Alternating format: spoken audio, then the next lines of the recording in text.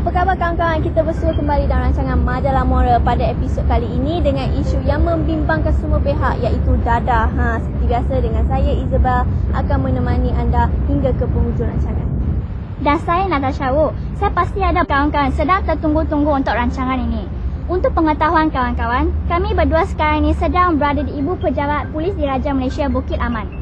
Betul tu. Seronok rasanya berada di sini tau. Selain berjalan, kita juga sedikit sebanyak akan mendapat ilmu. Sebenarnya cita-cita saya ingin menjadi seorang anggota polis tau. Saya akan pastikan semua kegiatan yang menyalahi undang-undang dapat berkurangan dan pupus sama sekali. Hebat tak? Saya lagi hebat. Saya hendak menjadi seorang hakim. Pada masa itu, saya akan menjatuhkan hukuman berat kepada penjenayah-penjenayah. Wah. Semakin berkaliber lah Natasha. Saya tengok sejak awak mengacara rancangan ni, banyak sangat perubahan dalam sikap diri awak. Bukan awak je, saya pun sama, banyak perubahan.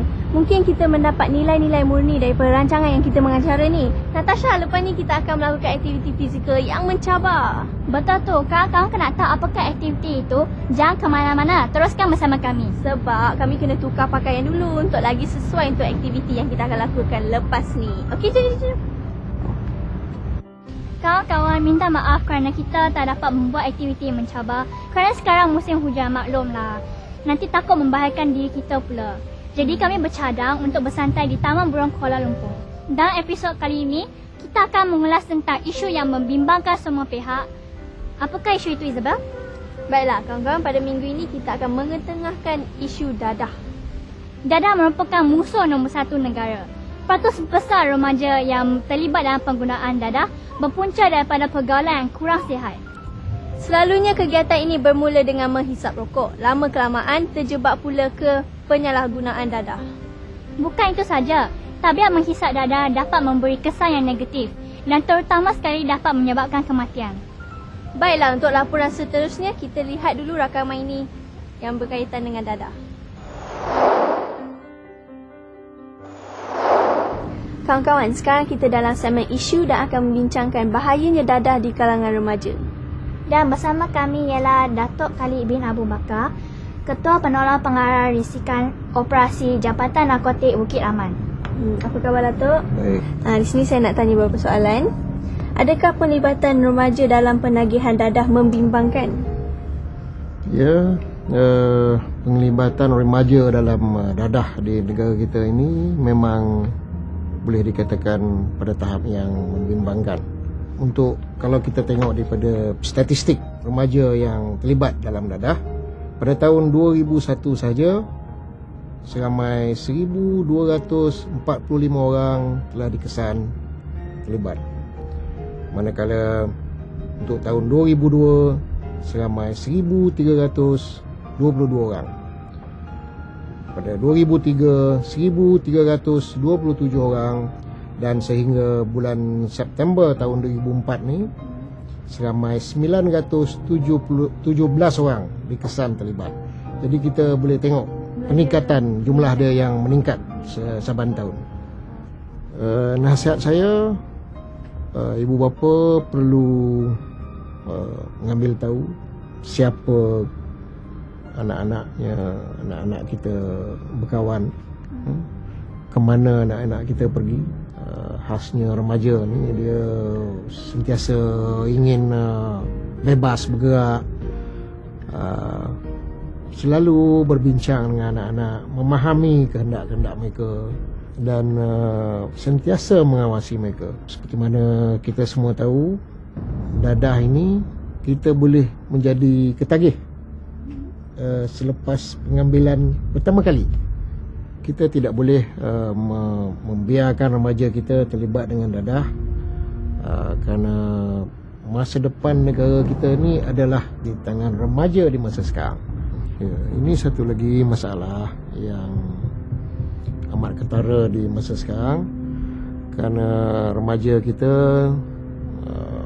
gemar pergi ke disko-disko, pusat-pusat hiburan, dan di sana mereka disogokkan dengan dadah berbentuk pil, berbentuk minuman yang kononnya boleh menyeronokkan lagi kita semasa berhibur.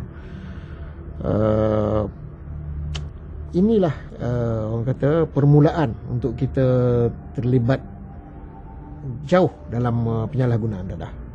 Dan ada kes-kes yang kita dapati, remaja-remaja selepas pergi berhibur di pusat-pusat hiburan seperti disko-disko, mereka tidak sedarkan diri.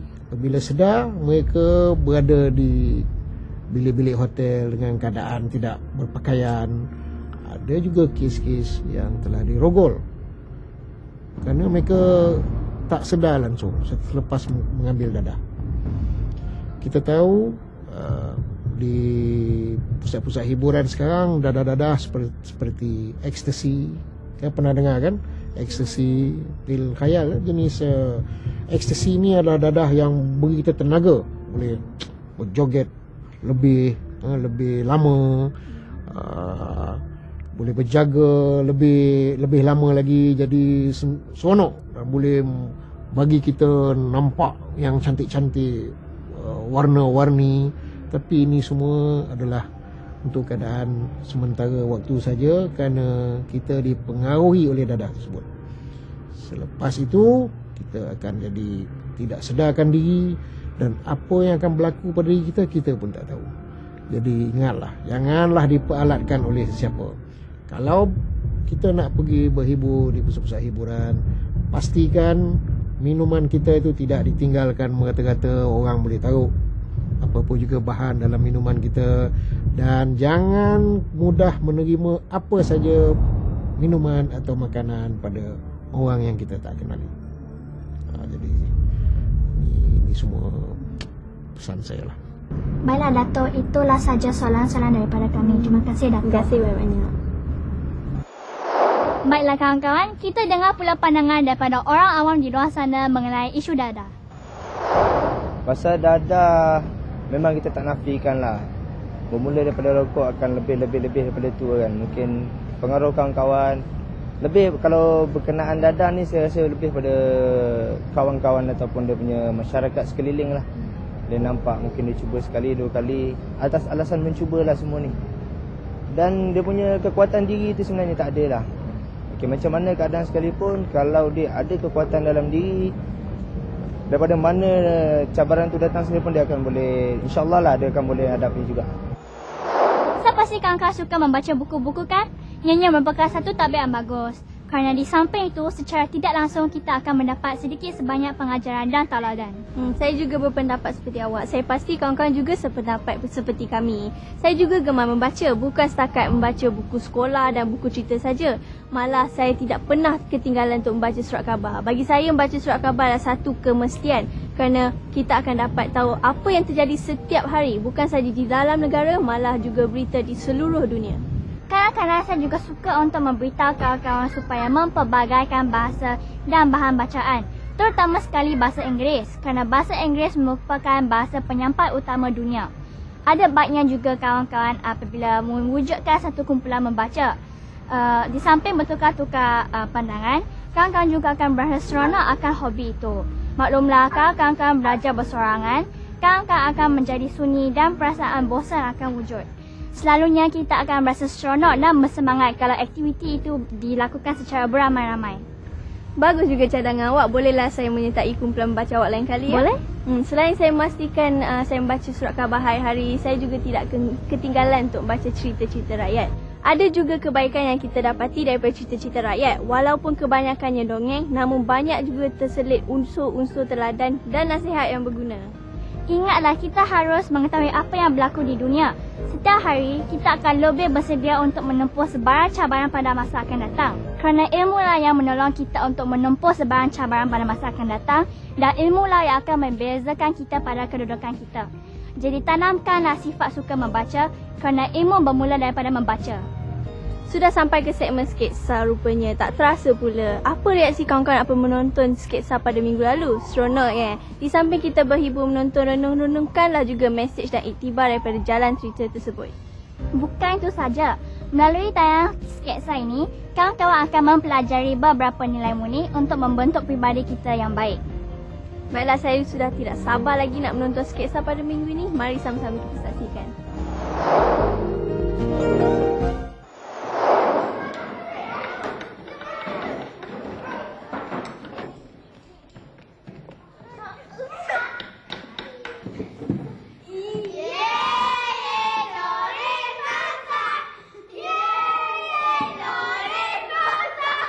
Kenapa awak buat saya macam ni, Ramesh? Apa yang saya buat? Janganlah buat macam tu, Ramesh. Awak dah menyebabkan air tumpah atas Doreen punya baju tau. Baik awak minta maaf. Minta maaf? Apa yang saya ada buat ni? Kamu ada apa dah saya buat? Tak ada. Habis dah. Kita pergi main.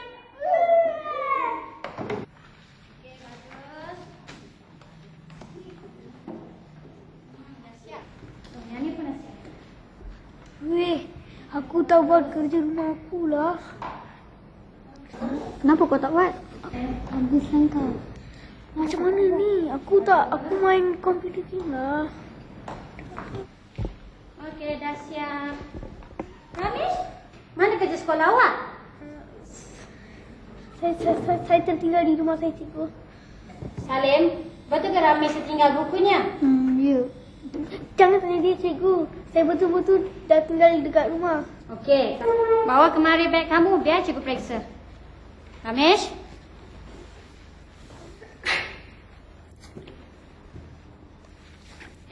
Ini kan buku matematik. Ini apa? Kamu nak berbohong pada cikgu ya?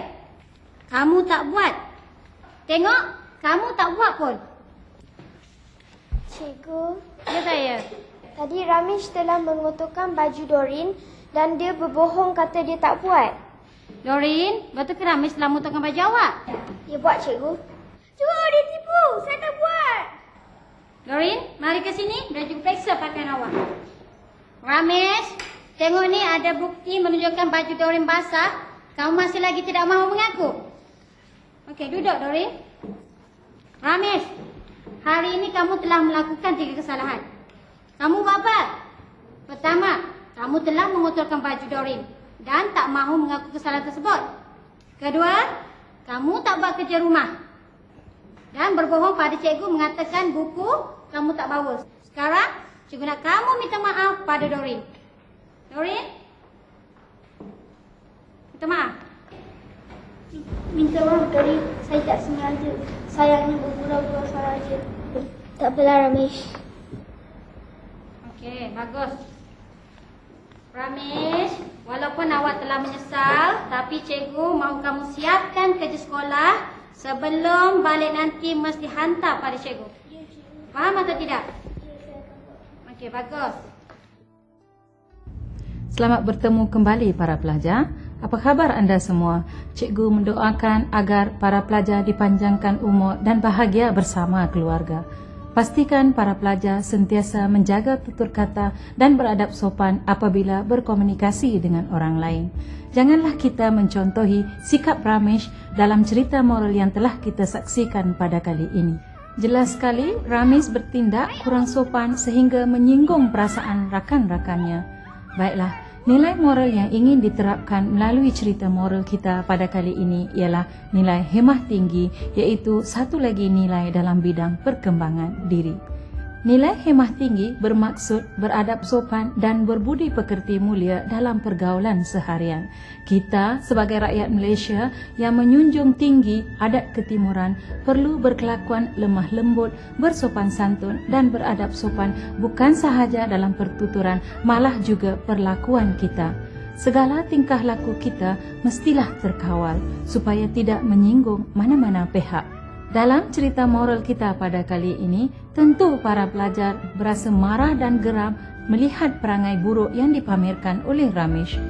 Tindakan Ramesh yang menolak botol air Doreen sehingga baju Doreen basah jelas menunjukkan bahawa dia tidak mempamerkan nilai hemah tinggi.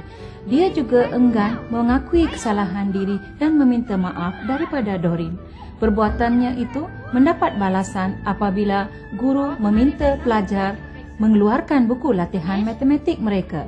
Ramesh cuba menipu guru dengan mengatakan bahawa dia tertinggal bukunya di rumah. Sikapnya yang tidak bercakap benar itu juga merupakan satu daripada sifat orang yang tidak berhemah tinggi. Dia sepatutnya memberitahu perkara yang sebenar dan meminta maaf daripada guru. Apabila tertangkap, dia pun berasa serba salah. Tetapi bagus jugalah para pelajar kerana apabila diarahkan oleh guru untuk meminta maaf daripada rakan-rakannya, Ramesh yang insaf dengan segera berbuat demikian. Kawan-kawan Ramesh juga berhemah tinggi dan memaafkan perangai buruk Ramesh. Kita berharap agar Ramesh tidak akan lagi mengulangi kesalahannya pada masa akan datang. Baiklah para pelajar, beralih pula kita kepada amalan nilai hemah tinggi dalam kehidupan seharian para pelajar.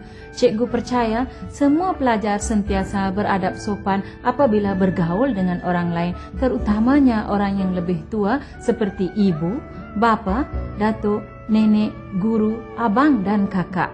Selalulah menggunakan kata-kata hormat apabila membahasakan diri orang lain. Menggunakan nada suara yang lembut dan bersahaja juga penting. Janganlah meninggikan suara atau menengking orang lain. Cara kita berpakaian, berjalan, ketawa dan sebagainya juga mempamerkan ketinggian nilai hemah tinggi yang kita amalkan. Orang yang berhemah tinggi juga sentiasa bercakap benar kerana ini juga merupakan amalan orang yang berbudi pekerti mulia. Sekali kita berbohong, orang tidak akan percaya lagi kepada kita. Kita semua perlu mengamalkan nilai hemah tinggi dalam kehidupan seharian kita. Janganlah kita berkelakuan kurang sopan sehingga orang menganggap kita tidak mempunyai nilai hemah tinggi. Sehingga kita berjumpa lagi dalam rancangan yang akan datang. Cikgu mengucapkan selamat maju jaya. Jumpa lagi. Kawan-kawan, bagaimana dengan sketsa tadi? Tentu kawan-kawan perasa seronok melihat sketsa tadi. Jangan lupa ya untuk menimba nilai moral yang dipaparkan sebentar tadi. Baiklah kawan-kawan, kali ini kita dalam segmen bercerita. Melalui segmen ini, kita akan melihat aksi bercerita dengan gaya dan kreativiti oleh rakan kita sebentar nanti. Kalau kawan-kawan nak tahu, minggu ini giliran pula Sarah Chen untuk menyampaikan ceritanya yang bertajuk Anak Harimau dengan Anak Kambing. Tajuknya saja sungguh menarik. Kalau kawan-kawan nak tahu apakah kisahnya, apa kata kita saksikan sama-sama.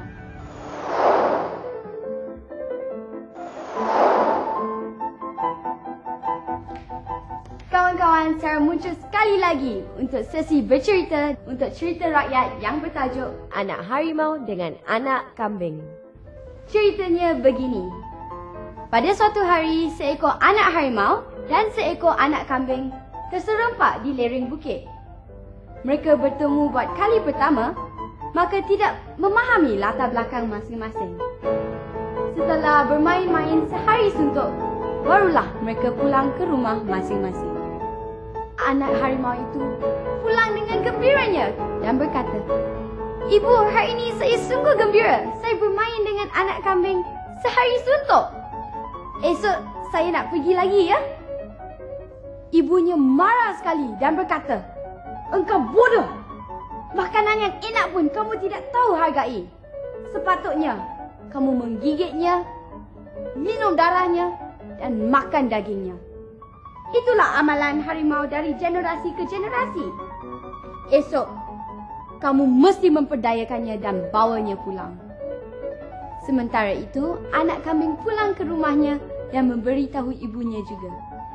"Ibu, saya sungguh gembira hari ini. Saya bermain dengan anak harimau." Gembira? Ibunya terkejut dan berkata, "Hei, tak boleh begitu. Kamu tahu, harimau itu musuh utama kita. Mereka karnivor dan akan makan kita. Esok, jika dia ajak kamu sekali lagi, kamu jangan pergi. Dia akan makan kamu." Pada keesokan harinya, anak harimau pergi ke rumah anak kambing lalu mengajaknya. "Anak kambing, anak kambing, cepat, mari kita pergi bermain ke hutan seperti semalam." Anak kambing menolak ajakan anak harimau itu lalu berkata, "Anak harimau, saya tidak boleh bermain-main dengan kamu lagi. Kamu ada peraturan sendiri dan begitu juga dengan saya. Mulai hari ini, kita tidak boleh bermain bersama-sama lagi. Saya tidak akan keluar bersama kamu." Anak kambing tidak keluar daripada rumah, manakala anak harimau pula balik ke rumahnya. Apabila anak harimau itu pulang ke rumah tanpa anak kambing, ibunya pun bertanya, di mana anak kambing itu?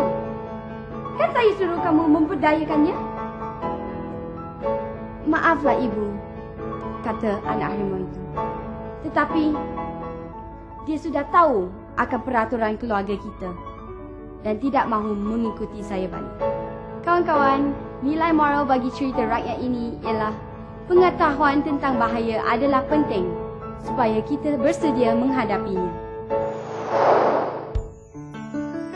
Beliau telah dilantik sebagai Perdana Menteri Malaysia yang kelima bagi menggantikan Tun Dr. Mahathir Mohamad. Dilahirkan di Kepala Batas, Pulau Pinang. Terkenal sebagai seorang yang sabar dan tenang.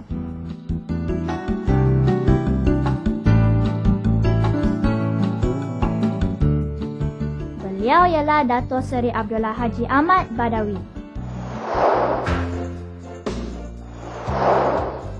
Kasih sayang adalah merupakan nilai yang perlu di dalam kehidupan manusia antara seorang dengan seorang yang lain. Apakah itu kasih sayang?